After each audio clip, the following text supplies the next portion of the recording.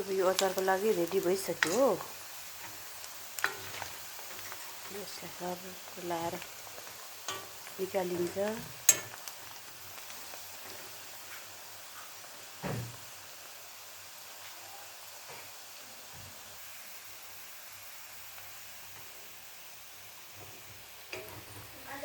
राति छ, राति 10 बज्न लागिसक्यो। त्यही भएर पनि अब अचारको कलर पनि नराम्रो आउन सक्छ फिनिसिङमा।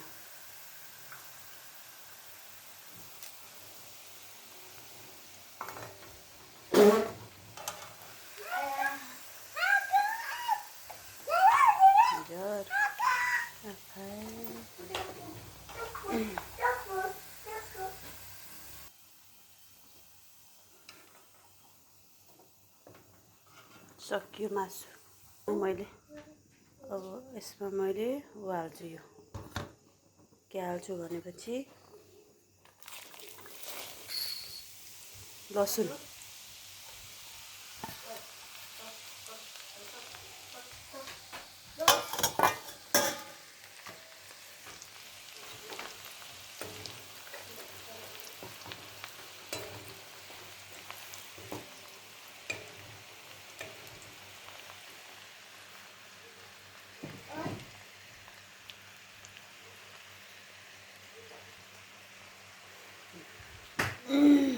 लसुन अब हल्का रातो भएपछि सर लाएर मसला हालिन्छ। मसला जिरा धनियाँको मसला,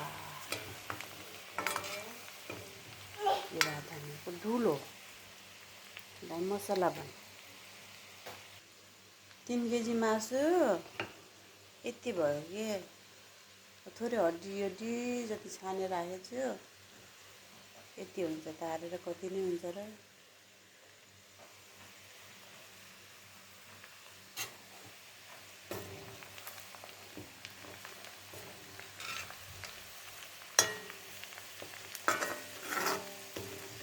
अर्को तेलमा होइन, त्यही तेलमा हालिदिएको मैले त।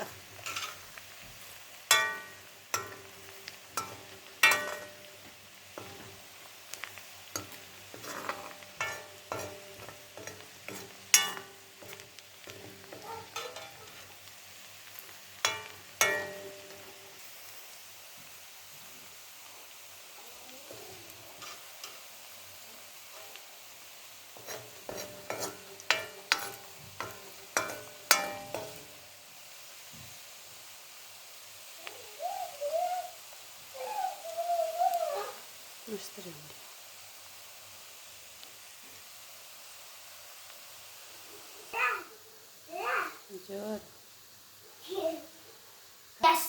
तिमी मासुको अचार खानको लागि रेडी छौ? एकदम मिठो लाग्छ। काला, तिमीलाई मासुको अचार मिठो लाग्छ? लाग्छ। खानु हो?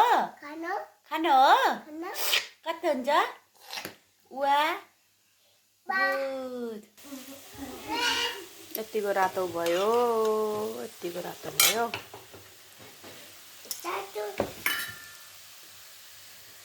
अब धुलो मसला टक्कर हाल्दिनु।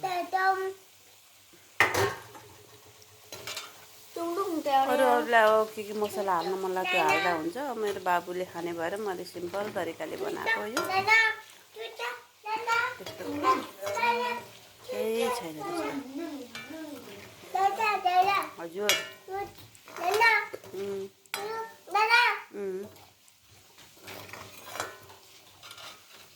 अब के हाल्छन्। अब मैले अब हालिदिने सिम्पल तरिकाले घरमै खानको लागि, बच्चालाई खानको लागि बनाएको यो। त्यसमा टक्क डाली राख्नु पर्यो मासु।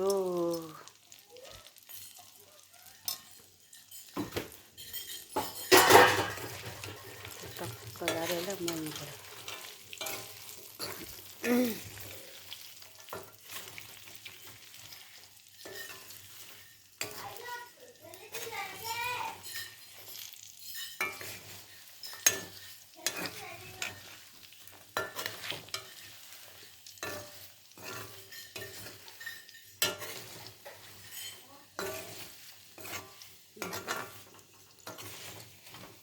यही त हो नि यो मासुको अचार अचार अचार अचार भनेको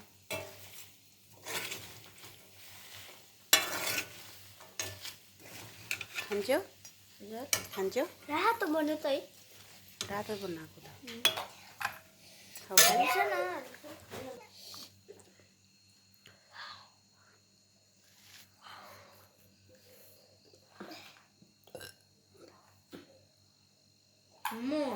काला मिठो छ तातो मिठो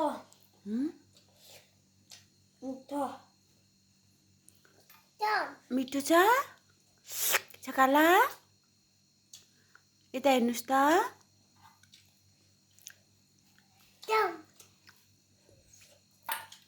तातो भयो बेबीलाई फाइनल्ली मेरो अचार रेडी भयो कति बज्यो 10 बज्न लागिसक्यो भाइ